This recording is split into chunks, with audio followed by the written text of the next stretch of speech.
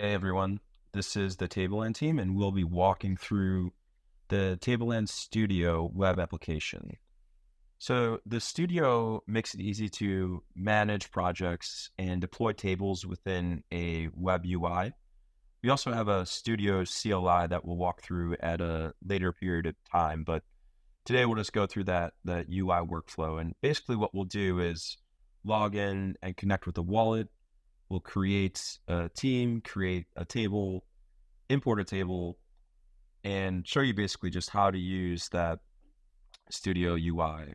We'll also briefly divert into the Tableland CLI, but you could use SDKs or smart contracts to create tables, and we'll walk through what the import workflow looks like.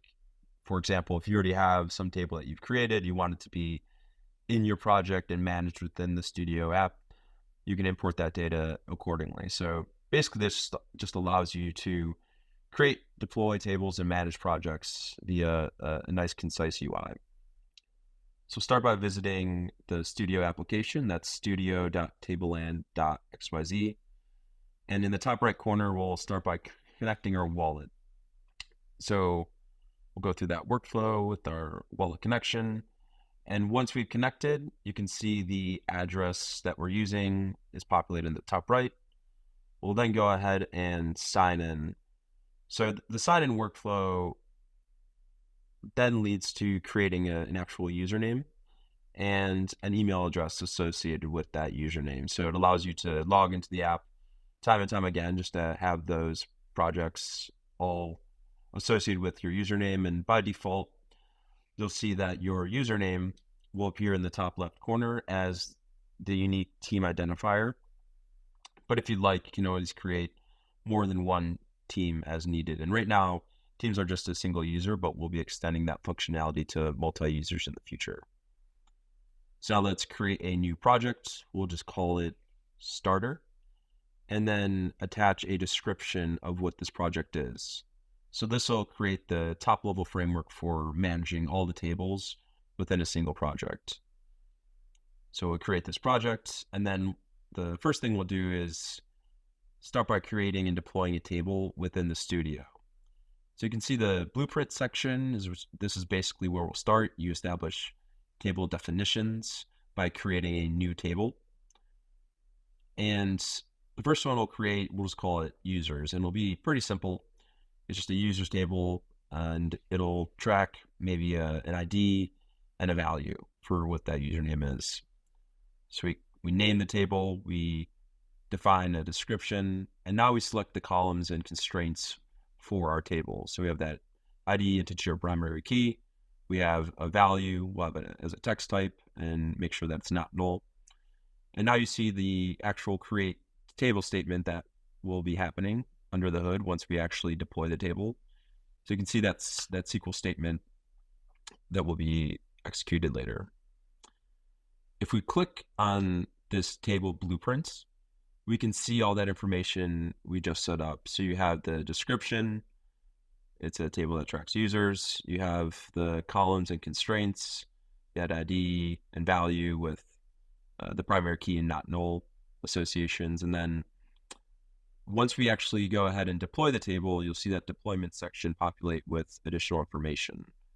So let's go back to our homepage for this project. We'll click on the deployments tab.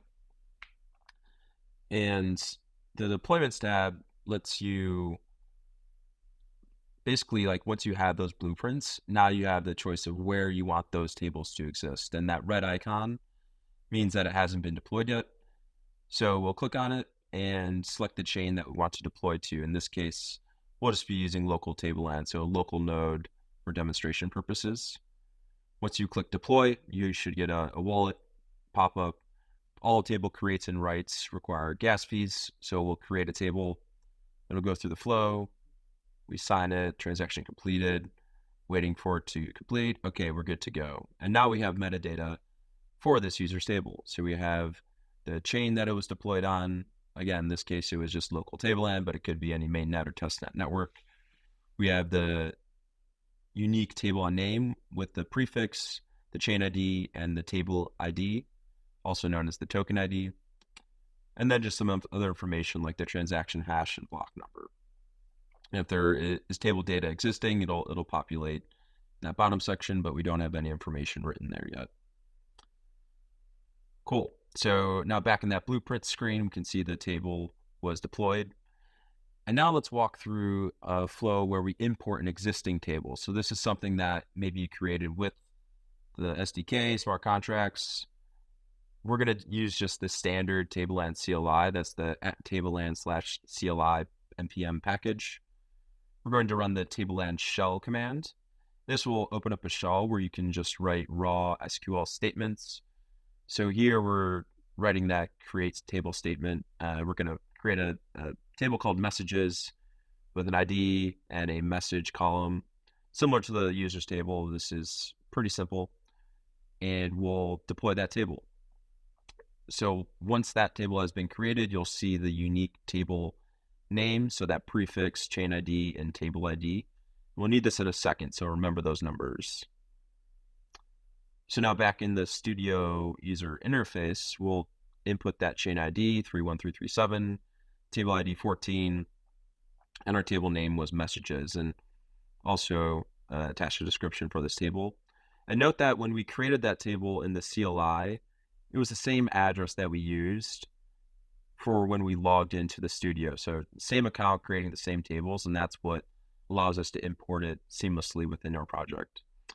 And since it was already deployed, already created, you can see that it already has that deployed association with it, as well as all that information that we just inputted into the CLI. The last piece, and this is useful especially for hackathons or if you're just like sharing information about your project, click that share button, and then you can have a link that you can copy and send to whomever you'd like. So again, right now we only have a single user interaction on a project, but that allows you to at least share information around your project for visibility purposes, and later we'll let other users interact with a project as well. So that's a summary of Tableland Studio, and check out more at tableland.xyz or our docs site as well.